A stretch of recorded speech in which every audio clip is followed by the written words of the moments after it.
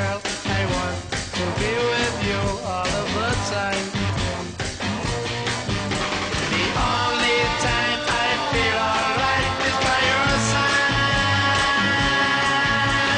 Girl, I want to be with you all of the time, all day and all of the night. All day and all of the night.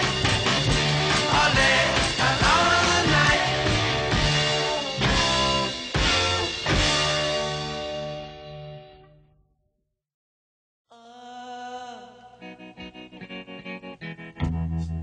Now I don't hardly know her, but I think I could love her. Eu comecei a fotografar em virtude de que eu desenhava, pintava, e isso já para mim era bom porque eu já tinha bastante noção de enquadramento e luz. Eu comecei a fotografar pelo fato de que quando eu pintava e desenhava, eu observava as janelas e portas e ficava como uma espécie de moldura.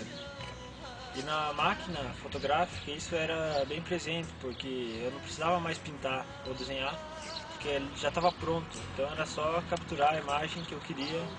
Bom, já em 1977, com o estúdio em andamento, todas as fotografias eram preto e branco, tinha apenas a da máquina Polaroid, que era uma máquina instantânea, então as fotos já eram coloridas. Nessa época ainda tinham dois profissionais de fotografia que trabalhavam na praça. Eles eram conhecidos como lambi-lambi, com aquelas câmeras mais rudimentares que colocavam pano em cima da cabeça. Em 1973 foi quando eu comecei a trabalhar com fotografia. Eu e um amigo meu, a gente montou um estúdio. Antes disso eu tinha me interessado pela fotografia e meu pai adquiriu os equipamentos. Então eu comecei a fotografia com esse amigo que falou que sabia alguma coisa de fotografia, mas na verdade não sabia nada. Então acabou não dando certo o negócio e a gente desmontou lá e eu fui trabalhar numa empresa fotográfica que na época era a maior da região. Fiquei 2 anos lá e em 1975 eu saí e montei um outro estúdio com outro amigo e esse estúdio acabou dando certo, porque eu já estava bem profissionalizado. A gente fotografava bastante casamentos, festas de interior, festas de debutante e eu acho que era isso. Os equipamentos que eu utilizava, a primeira máquina era uma máquina grande formato, e o filme dela era 120mm e ela tinha no máximo 12 poses. Bom, depois dessa máquina de grande formato vieram as de médio formato de 135mm, mas ainda era bastante caro, a revelação não, os filmes eram caros, o que proporcionava um certo desconforto, porque os lucros acabavam se esvaindo.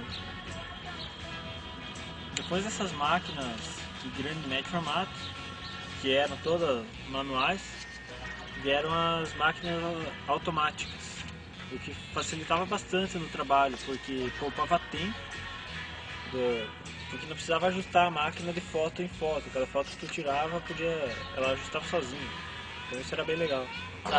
Em 1977, então já começaram a ser introduzidos os filmes a cor, e essa revelação, como era uma nova tecnologia, ainda não tinha próximo aqui.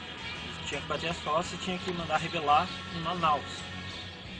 Depois foi passando o tempo e essa tecnologia foi chegando mais próximo. Foi a Curitiba, depois Florianópolis, Blumenau, Porto Alegre, Joaçaba e depois em Chapecó.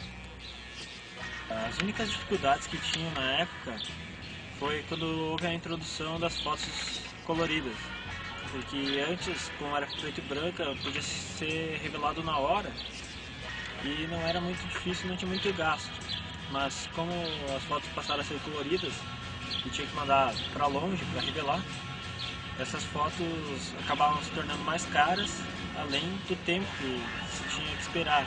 Em média de 15 dias tinha que esperar para as fotos retornarem. E desses 15 dias, você ficava apreensivo porque você não sabia se a foto ia vir com qualidade ou não. Então essa era uma dificuldade bem desconfortável. Bom, o cenário de fotografia daquela época era complicado, porque como tinham poucos profissionais, eles acabavam tendo que dividir os clientes com uma grande porcentagem de amadores, que na época mesmo faziam com que a fotografia tivesse um preço irrisório e não tivesse uma qualidade tão satisfatória. Os grandes profissionais eram bem vistos, porque eles conseguiam ficar com os grandes eventos e não era difícil de sobreviver só com uma foto. Bem por causa dessa questão de pegar grandes eventos e ter bons clientes fiéis.